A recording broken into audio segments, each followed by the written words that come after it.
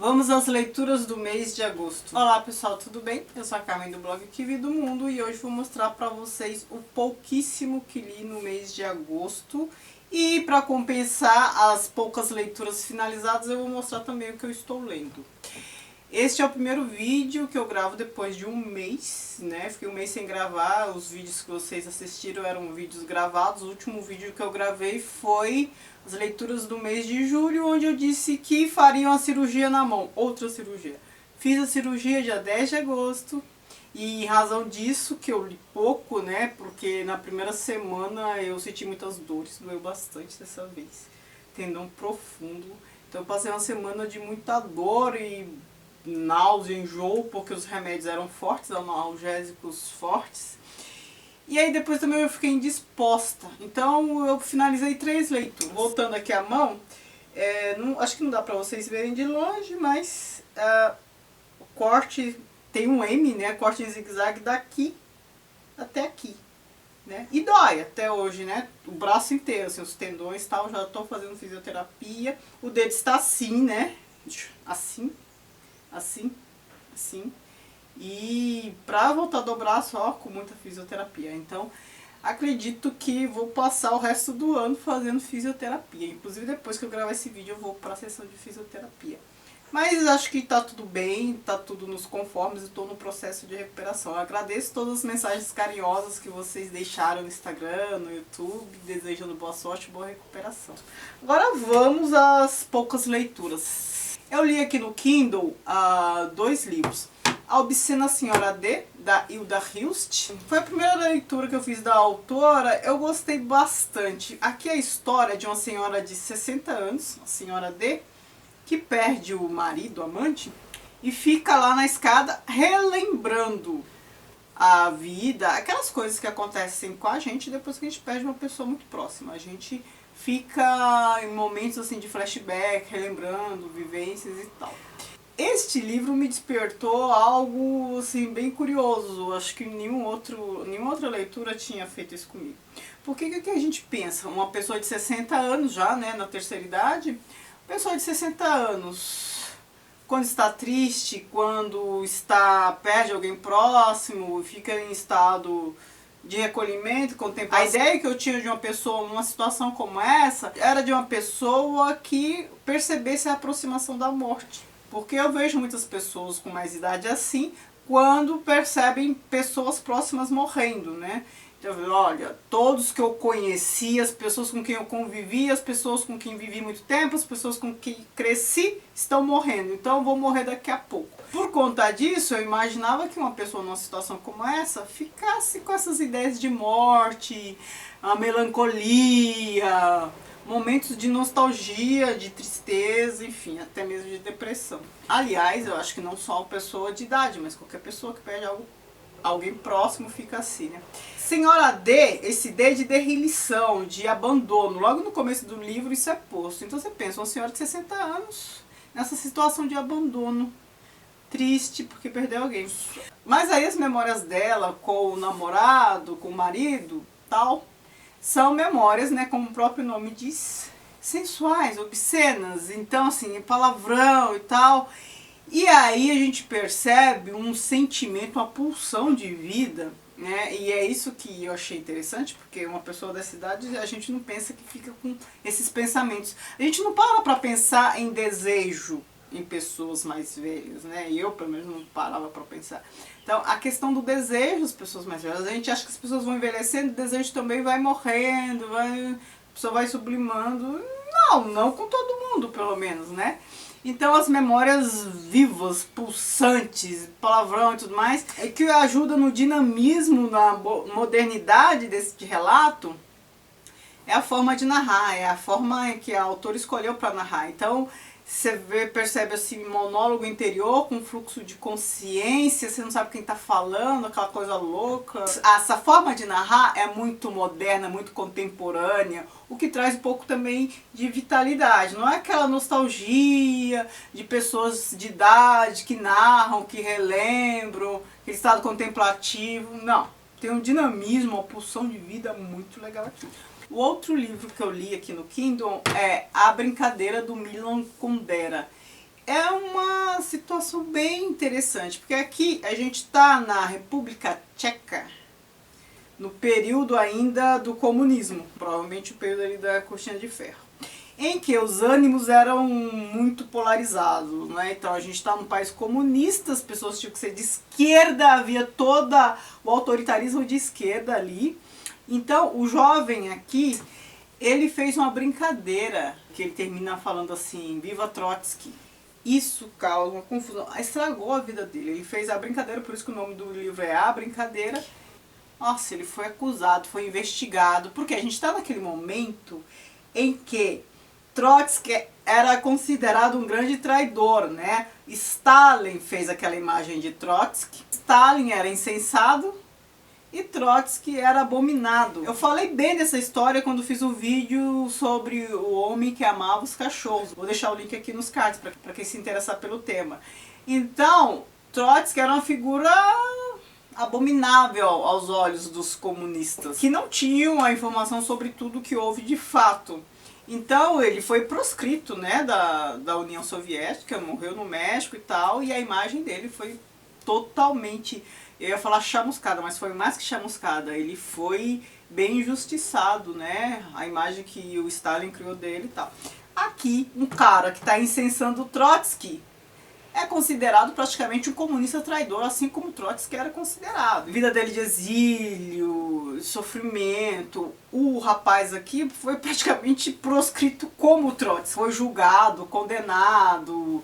O interessante desse livro é que nos faz pensar sobre o risco de um comportamento, de um posicionamento muito polarizado, né? Tanto de esquerda quanto de direita. Na verdade, são pessoas fundamentalistas que parece que precisam de uma desculpa para agir como agem, com tanto rigor. Então não importa se é de direita, se é de esquerda, não importa se o que está em causa é questão política ou se é questão religiosa. São pessoas assim que não contemporizam, não são flexíveis e acabam sendo muito cruéis, né? Estou falando dos julgadores, dos condenadores dele. O outro livro que eu li foi a novela No Início do Renascimento, Itália e França, do Erich Auerbach. E é um livro de teoria literária. Este livro é curtinho, a gente lê rapidamente.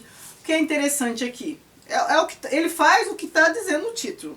Ele analisa a novela neste período. Se a gente está falando período no início do Renascimento, a gente está falando assim mais ou menos século, acho que até século XIV, né? Porque se ele analisa a Itália, ele analisa principalmente o Decamerão do Boccaccio. Então, o Decamerão acho que é do século XIV. E um outro autor que não é muito conhecido da França. Então, ele analisa essas novelas. O que é interessante aqui? Primeiro que ele é um grande teórico. E ele analisa novela no momento que ainda não existia romance. No Renascimento não existia romance.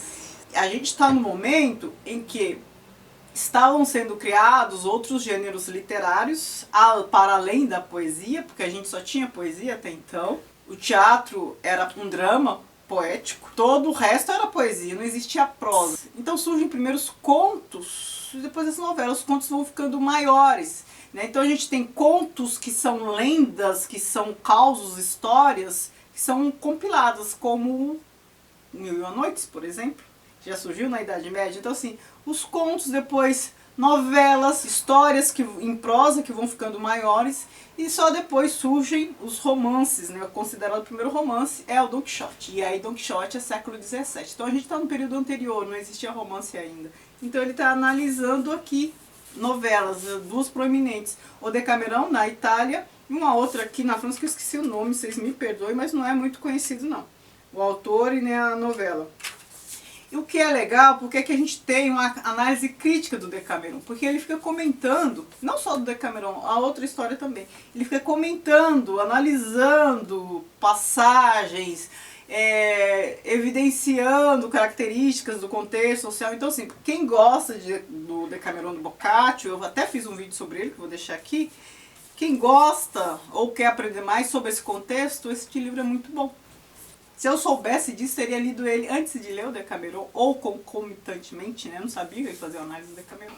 Primeiro, vou mostrar um livro que eu recebi da autora. Aqui é Mulheres Antes e Depois dos 50.